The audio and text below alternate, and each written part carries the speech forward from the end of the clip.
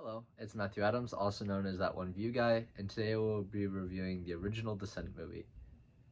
To summarize this movie, I would say it is after a really tragic accident happens.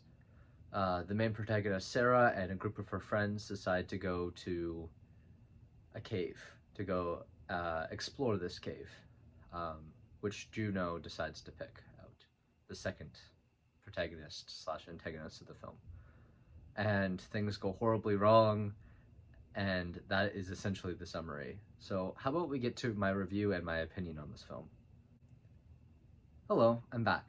And so now I'll be giving my review and my summary on this opinion. I'm back. And so now I'll be giving you my review on this movie. So I think that there's a lot of things that this film does pretty well. I think that the lighting is really nice. I like the more warm kind of dark-ish lighting that the film has. I think it makes the monsters in this film stand out a lot more, and I think it makes the characters kind of have to search more naturally in the darkness to try to find the noises that they're hearing and to find their fellow friends and things of that nature.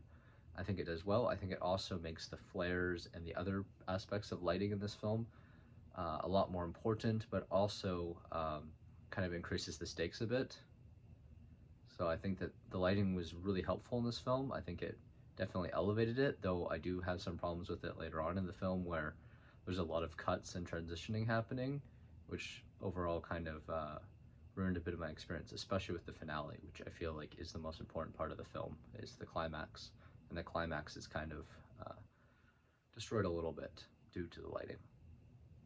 Now, character-wise, I think the characters overall, some of them are pretty bland. I think that they do have chemistry, but I feel like there's a couple characters that just kind of exist to be killed off, don't really add too much to the plot. I think that the most intriguing character, Juno, I wish we'd see more of her. I do understand that she's supposed to be the second antagonist slash protagonist in the film and not the first, being Sarah. But I feel like Sarah just has a lot less of an intriguing backstory, and she isn't really developed all that much to really feel like she's really the protagonist, the main protagonist of the film. So I would have loved to see some more development there. I think that that's something that this film struggles with, is just making you care for the characters, especially at the end where things pick up the pace and you kind of have to grow more attached to them for the impact to really do anything to you. So I found that was a big problem. Also, the motivation for Sarah later on makes her a lot less likable to me. And so honestly, I was kind of rooting against her, especially near the end. So for the sound design, I think the sound design is really cool. I've always loved cave effects and just the idea of like this kind of using it to kind of tell how far things are. They drop a rock when they're first trying to cross somewhere, and you can hear like the really delayed sound of the rock hitting, and it really makes you kind of have this sense of risk that they're taking doing all of this, and kind of amplifies the isolation a bit, and also amplifies the creature sounds. And I really do admire that about this film, that in reality there was no actual real caves used during the making of this film.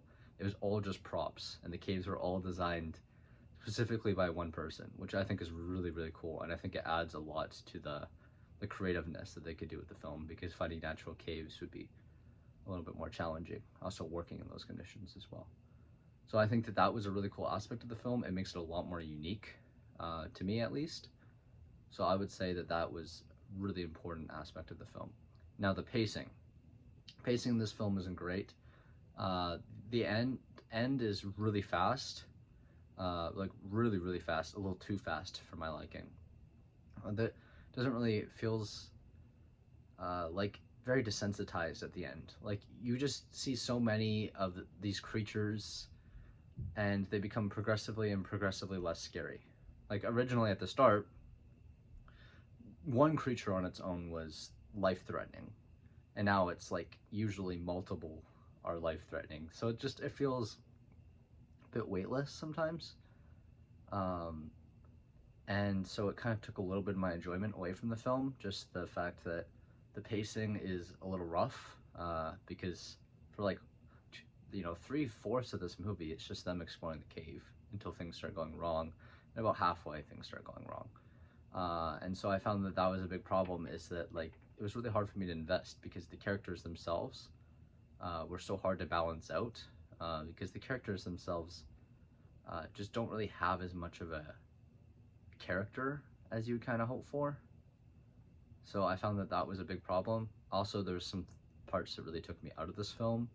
Like for instance, there was camera tracks inside of, when they were doing these climbing scenes inside of the small little caverns, there was like camera trolley tracks already ahead of them.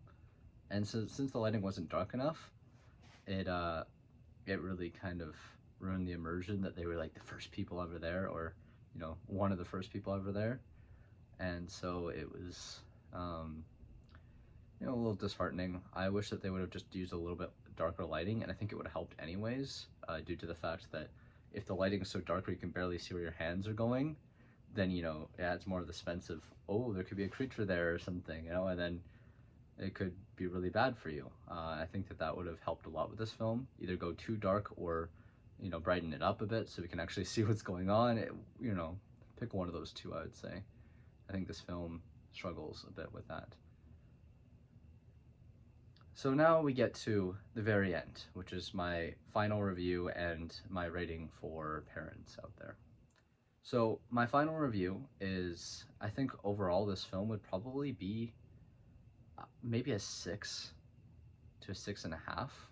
I think there's a lot of elements that are really cool and are really original in this film, but I think that the low budget of this film, tied with the, you know, the characters really not being that compelling, as well as especially the end sequences where they're constantly cutting back and forth between all these different angles and different scenes, it can get very daunting and it can be really hard to watch. There's a whole segment where I was almost unable to watch it due to how fast-paced it was, and multiple cutting angles, and then the dark lighting. It's really hard to see what's actually going on.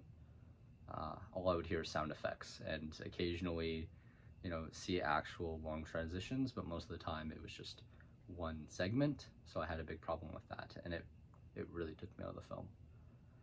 And for my rating for parents out there, there is a significant amount of gore and all different types of gore in this film. So I wouldn't recommend, you know, anything under, you know, 13 or 14 for this film. I do think that if the kid's afraid of darkness or minor jump scares, then you might have a problem with this film. Otherwise, a pretty tough 14-year-old to 16-year-old should be able to handle this film no problem. And I think overall that this film is definitely worth a watch due to its creativity and the very interesting designs they went for in this film, but it would not get a rewatch from me. Thank you, and I hope you appreciate this film. Make sure to like and subscribe if you like this film, and comment what film you'd like to see next. I will be reviewing the third Jurassic Park movie very shortly. Thank you, and goodbye.